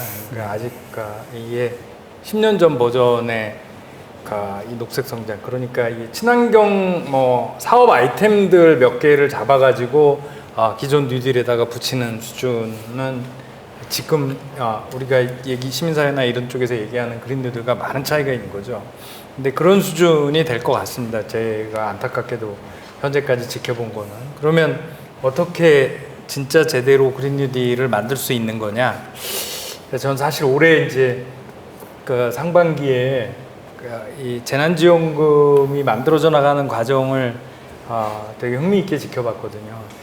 처음에는 중앙정부가 완강히 거부하지 않았습니까? 근데 이제 경기도를 비롯해서 주요 지자체가 주자 이렇게 사실 재난지원금은 코로나가 뭐 경기도만 전염되고 뭐 전주만 전염되고 그러는 게 아니기 때문에 국가가 했어야 마땅한 건데 국가가 안 움직이니까 이제 광역에서 주장을 하고 심지어는 이제 기초 지자체인 하나인 전주에서는 그냥 그럼 우리는 그냥 주겠다 이러고 먼저 줘버리고 이제 이러니까 그때서야 이제 조금 그러면 70% 줄까 뭐 이제 이렇게 움직인 거잖아요. 그때까지 사실은 여의도는 더 안 움직였고 그리고 이제 선거가 이제 막바지에 오면서 다 주자 이제 이렇게 여의도가 움직였던 거고 선거 때문에 할 수 없이 그게 이제 떠밀려서 결국 된 거거든요. 그러니까 그린 뉴딜도 중앙정부가 우리가 원하는 그린 뉴딜을 처음부터 잘 만들어가지고 해주셨으면 좋기는 할 터인데 그런 기대가 별로 들지 않습니다. 그렇다면 우리가 재난지원금 때처럼 이제 광역과 기초의 지자체에서 먼저 좀 제대로 된 그린 뉴딜은 이런 거니까 이런 거 해보자고 중앙정부에 얘기도 하고 또 이 그린 뉴딜은 재난지원금과 달리 지역에서 좀 독자적으로 해볼 수 있는 여지가 많지는 않지만 제도가 바뀌고 그래야 될 게 꽤 있지만 이제 있습니다. 있기는 있고 저는 개인적으로는 경기도가 특히 그린 뉴딜은 해보기 최적지가 아닌가 이렇게 생각하는데 서울은 25개 자치구가 너무 연결되어 있어요. 그래서 이게 독립적으로 실험하기가 꽤 어렵습니다. 그리고 반면에 이제 저기 전라도나 경상도 지역은 다양성이 좀 부족해서 다양한 실험들을 하기가 쉽지 않은데 경기도는 제가 알고 있기로는 서울 못지않은 이렇게 도심성이 되게 높은 자치구도 있고 도농복합지도 있고 아예 농촌에 가까운 지자체도 있고 해서 독립적으로 다양한 실험들이 가능하다고 생각되거든요. 예를 들어서 제가 언론을 통해서 접한 거지만 경기도 광명시는 독자적으로 그린 뉴딜을 하겠다고 패키지 전체를 발표해서 선도적으로 치고 나오셨고 화성시에서는 이제 교통 쪽 청소년 교통 무료 가겠다 이제 이러면서 그러니까 작지만 이제 시작을 하셨고 이런 식으로 아예 재생에너지도 제가 볼 때는 어떤 기초 경기도 안의 기초는 아예 기업들이 아리백하는 것처럼 우리 동네에는 완전히 에너지 자립을 하겠다 이제 이럴 수도 있기도 하고 어디는 뭐 좀 다른 주거나 이런 거를 에너지 효율화를 이제 선도적으로 시범을 보일 수도 있다고 하는데 그렇게 생각을 하죠. 그리고 사실 우리 국민들한테 제일 납득하기 좋게 설명을 드리는 거는 작은 지역에서 제대로 된 외국 사례 말고 한국 사례 제대로 된 샘플을 제대로 구축해가지고 이렇게 되는 거 아니냐 이거를 이제 보여드리는 게 제일 확실한 홍보 방법이 아닐까 이렇게 생각합니다. 가까운 데서 가능성 확인해서 설득이 제일 그거를 하기가 제 판단에는 제일 좋은 지자체가 경기도다. 근데 아직까지 어쨌든 경기도 광역시에서 그린 뉴딜 한다는 말씀이 없으셔서 경기도 슬로건이 세계 속의 경기도입니다. 네, 제가 계속 기다리고 있거든요. 그래서 지금 오늘 여기 이제 경기도 분들께서 잘 해주셔서 광역, 기초 뭐 이런 데서 경기도에서 그러니까 그린 뉴딜 관련해서 선도적인 사례가 나오기를 기다리고 있습니다. 알겠습니다. 노력하실 거죠? 네, 알겠습니다. 최준민 작가님 혹시 됐습니다. 더 보탤 예. 말씀 없으세요? 불필요하게 얘기를 많이 한 것 같아서 아니신데요. 마지막까지는 참겠습니다. 왜 이렇게 겸손하시게? 뭐 오늘은 제가 뭐 자연스럽게 뭐 이렇게 말씀을 추서도 드렸는데 어떻게 한 번에 다 다루겠어요? 오늘은 대략적인 큰 줄기를 그린 뉴딜에 대한 얘기를 나눴고 이게 뭐 딱 정답처럼 이게 그린 뉴딜이 하고 있는 건 아니지만 대전제라든가 규모라든가 속도라든가 뭐 범위라든가 밀도라든가 그런 부분에서 뉴딜에 버금가는 거기에 그린을 깊이 입힌 그 정도 되려면 이 정도 모양새나 틀을 갖춰야 된다. 그리고 이 정도 내용 그리고 핵심 방법론 이런 것들은 좀 얘기를 했던 것 같아요. 더 중요한 거는 저는 전반적인 시민들의 수용성을 위해서는 그린 뉴딜로 가더라도 내 삶이라든가 미래가 불안하지 않다라고 확신을 주는 게 좀 중요하다고 보거든요. 그러면은 아까 재난지원금 얘기도 했지만은 지자체하고 작은 단위의 동 그리고 구 그리고 작은 지자체 단위에서 광역시도와 어떤 역할 분담을 통해서 그린 뉴딜 정책들을 만들어내고 그리고 지금은 너무나 정부 제도와 정책이 그 지자체 행위를 지고 틀어지고 있는 게 많기 때문에 그런 걸 제도적으로 자율권을 주는 어떤 개선점 이런 것들을 다음번에 한번 다뤘으면 좋겠어요. 다음번에 다뤄가지고 정부 그린 뉴딜 정책도 다음 주 13일 날 발표를 하고 서울시는 어제 보도자를 냈고 그리고 기후위기 비상사태를 선언하면서 그린 뉴딜에 준하는 정책들을 발표한 단위들이 좀 있죠. 뭐 예를 대표적으로 경남, 창원 이런 데가 있기 때문에 그런 사례들을 좀 다루면서 경기도의 그린 뉴딜이라면 어떻게 나가야 될까 이런 얘기를 좀 했으면 좋겠어요. 준비하실 수 있나요? 뭐 본인이 나오시든 네, 대표 네. 선수를 보내시든 네, 알겠습니다. 그리고 우리 청림 작가님도 네. 그런 측면에서 아마 우리가 그러면 인문학 운동을 뭐 쭉 해오시고 계시는데 이제 앞으로 다른 것도 다양한 주제를 다루고 있지만 거기에 기후위기라든가 그린 뉴딜을 좀 얹어서 함께 얘기를 마당을 풀어보겠다 이런 말씀도 해주시면 좋을 것 같아요. 오늘 토론은 이렇게 끝내겠습니다. 방금 약속한 대로 다음번에는 경기도 차원에서 그리고 지방정부 지자체 차원에서 이 그린 뉴딜을 어떻게 전략을 짜고 핵심적인 방법론을 만들어 갈 건지 필요하면은 의회와 그리고 행정과 그리고 주민들과 얘기 마당을 만들어야겠는데요. 이 기후위기 생존TV에서 먼저 그런 시작점을 만들어 볼 수 있도록 하겠습니다. 네, 오늘 참여해 주셔서 고맙습니다. 고맙습니다. 고맙습니다.